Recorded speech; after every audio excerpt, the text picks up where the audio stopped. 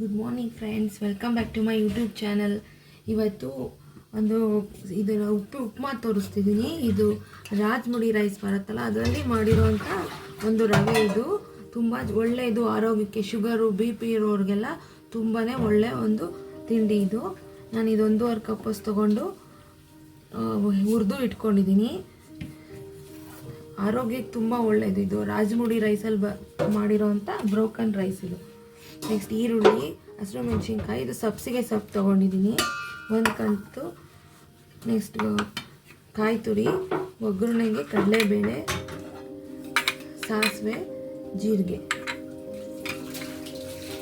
Healthy recipe ಇದು. ಒಂದು ಬಾಣಲಿ ಇಟ್ಟಿದ್ದೀನಿ. ಇದಕ್ಕೊಂದು ಸ್ವಲ್ಪ ಎಣ್ಣೆ ಜಾಸ್ತಿ ಹಾಕಬೇಕು. ಈ ಉಪ್ಪಿಟ್ಟು ರವೆಗೆ ಒಂದು 5 ಸ್ಪೂನಷ್ಟು ಎಣ್ಣೆ ಹಾಕ್ಕೊಂಡಿದ್ದೀನಿ. ಸಾಸಿವೆ, ನೆಕ್ಸ್ಟ್ ಕಡಲೆಬೇಳೆ ಒಂಚೂರು,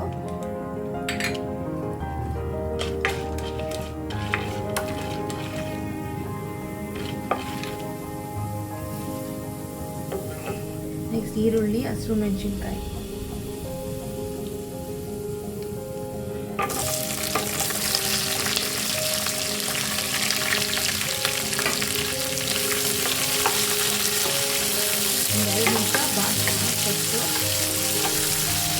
ಆಮೇಲೆ ಸಬ್ಸಿಗೆ ಸ್ವಲ್ಪ ಒಂದು ಕಟ್ ತೊಗೊಂಡಿದ್ದೀನಿ. ತರಕಾರಿಗಳನ್ನ ಸಹ ಆ್ಯಡ್ ಮಾಡ್ಕೋಬೋದು ಬೇಕಾದ್ರೆ. ಇದಕ್ಕೆ ಎಲ್ಲ ಥರ ತರಕಾರಿಗಳನ್ನು ಆ್ಯಡ್ ಮಾಡ್ಕೋಬೋದು. ಸ್ವಲ್ಪ ಜೀರಿಗೆ, ಇದು ಸ್ವಲ್ಪ ಪುಡಿ ಮಾಡಿರೋ ಜೀರಿಗೆ.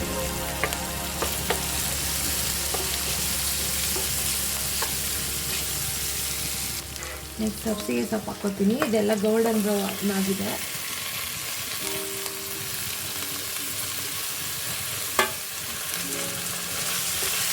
ಇನ್ನೊಂದು 2 ನಿಮಿಷ ಮಾಡಿಸ್ಕೊಳ್ತೀನಿ.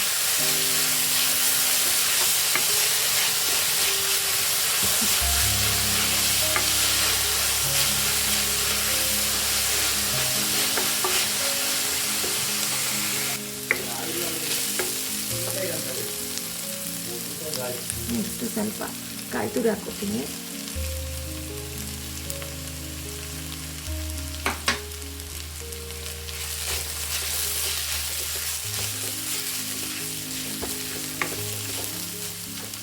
ಒಂದು ಚಿಟಿಕೆ ಅರಿಶಿನ ಸೇರಿಸೋಣ ಇದಕ್ಕೆ.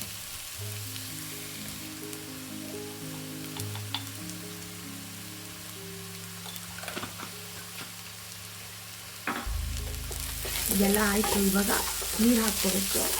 ನೀರು ನಾನು 1 ಕಪ್ಪಿಗೆ 2 ಕಪ್ ಹಾಕಬೇಕು. ನಾನು 3 ಕಪ್ ಹಾಕ್ತೀನಿ ಇದಕ್ಕೆ. ಆ್ಯಕ್ಚುಲಿ ನೀರು ಬೇರೆ ಹಾಕಿದ್ರೇ ಚೆನ್ನಾಗಿರೋದು ಇದು ಉಪ್ಪಿಟ್ಟು.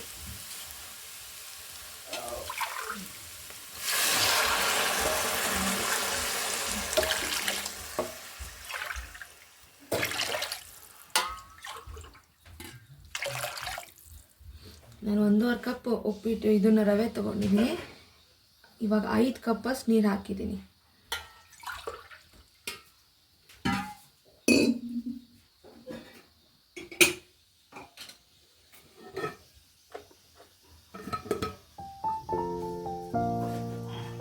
ರುಚಿಗೆ ತಕ್ಕಷ್ಟು ಉಪ್ಪು.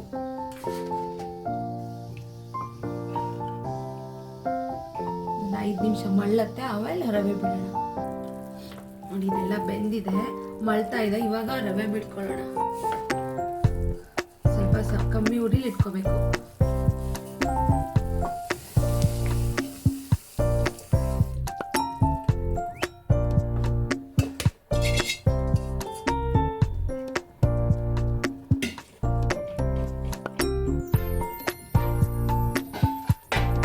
ಒಂದು 2 ನಿಮಿಷ, 2ರಿಂದ 3 ನಿಮಿಷ ಲಿಡ್ ಕ್ಲೋಸ್ ಮಾಡೋಣ. ಅದರೊಳಗಡೆ ಚೆನ್ನಾಗಿ ಬೇಯ್ಕೊಳ್ಳುತ್ತೆ, ಹರಳುತ್ತೆ. ಚೆನ್ನಾಗಿ ಬೆಂದಿದೆ.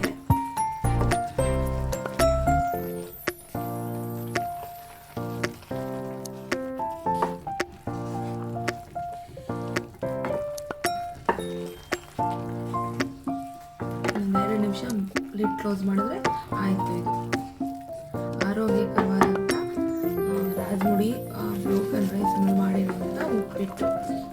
ದಯವಿಟ್ಟು ಬಿ ಪಿ ಶುಗರ್ ಯಾರು ಇರೋರ ಮನೇಲಿ ಅವರಿಗೆ ಮಾಡಿಕೊಡಿ, ತುಂಬಾ ಒಳ್ಳೆಯದು. Thank you for watching my channel.